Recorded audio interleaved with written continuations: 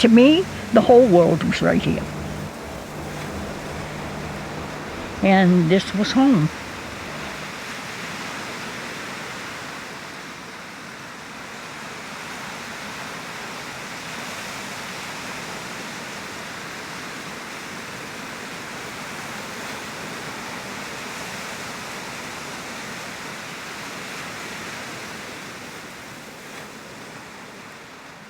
I wanted to talk about the Baptist church.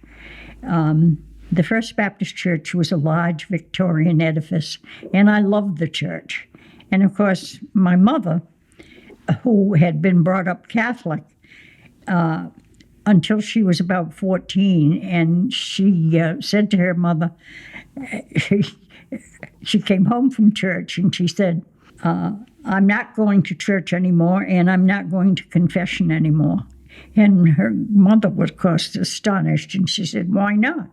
She said, I'm not going to go and say my pitiful little sins to that gentleman in the box.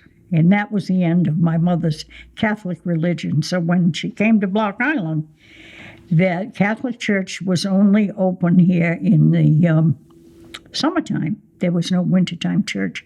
And at one time I asked her, I said, why did you make sure that we went to the Baptist church and not the Catholic church? And she said, because it was only open, in the summer. I said, I think that was a cop-out. I don't think you wanted us to be brought up Catholic. She said, I wanted you to be in a church that was open year-round. And that was as far as I got with that conversation. So the Baptist church was on Chapel Street, and as I say, it was a large Victorian edifice, and it had a bell tower. And everything was held at the Baptist church. Now, it was constructed inside like a theater, so that the seats were elevated in the back. And in the back of the church was a beautiful stained glass window with angels and opal-colored glass. And so when the north light came in through that, it was a lovely soft light in the church. And I liked to go there when there were no lights on or anything. As I say, all events were handled there. Any kind of weddings were there, funerals were there, any kind of people that came from the mainland, for certain affairs that they would have, state affairs, and where there might be a band or anything. Entertainments were there. So it was just like a community center. Well, as I say, it was built like a theater, so it had 2 galleries, 2 balconies, and 2 galleries underneath them, and a large pipe organ. And the pipe organ had pipes that went, the large ones were in the middle and smaller ones on either side. And they were beautiful turquoise, and the front of them was trimmed with gold. And I thought it was the most magnificent building. Well, to make a long story short, we used to have our graduations there. We also had baccalaureate services, which was very unusual in a small community, just at high school. Usually baccalaureate services are done with colleges, but not with high schools. And I always thought that was because for years and years, people couldn't go to high school. There was no high school, and they had to go to the mainland if their family could afford it. If their family couldn't afford it, that was the end of their education, their formal education. So graduation was a big deal.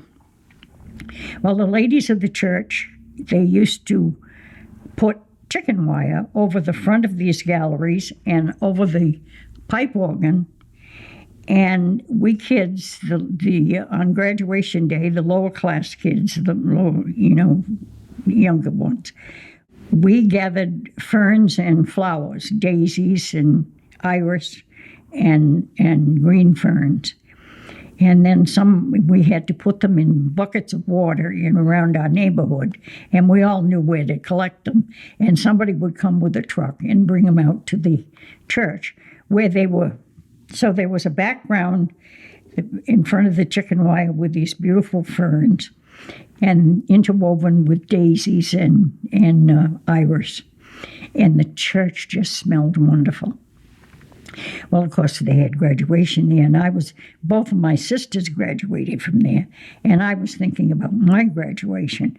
And of course, in 1943, I was 14, the church burned, and I got to the fire.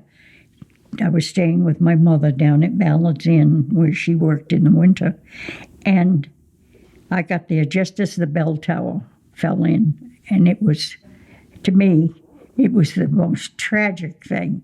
You know, the place that I had really thought was just so special, and I was looking forward to my graduation. And I looked at it, and I thought, it was completely consumed. And it was on a cold winter night in December, and the wind was blowing a lot harder than it was this morning. But firemen had terrible time to save the other buildings, and had it not been for my cousin Jeremiah, who was it was wartime, and he was in the Coast Guard, and he was the skipper of an 83-foot Coast Guard boat, and he had come into the harbor because it was blowing so hard into the Harbor of Refuge, and he brought his boat around and put a pipe over and pumped salt water onto the buildings and the roofs of the hotels and everything. Otherwise, we might have lost the whole town. It was a terrible, and the next morning, I can't tell you how terrible we felt.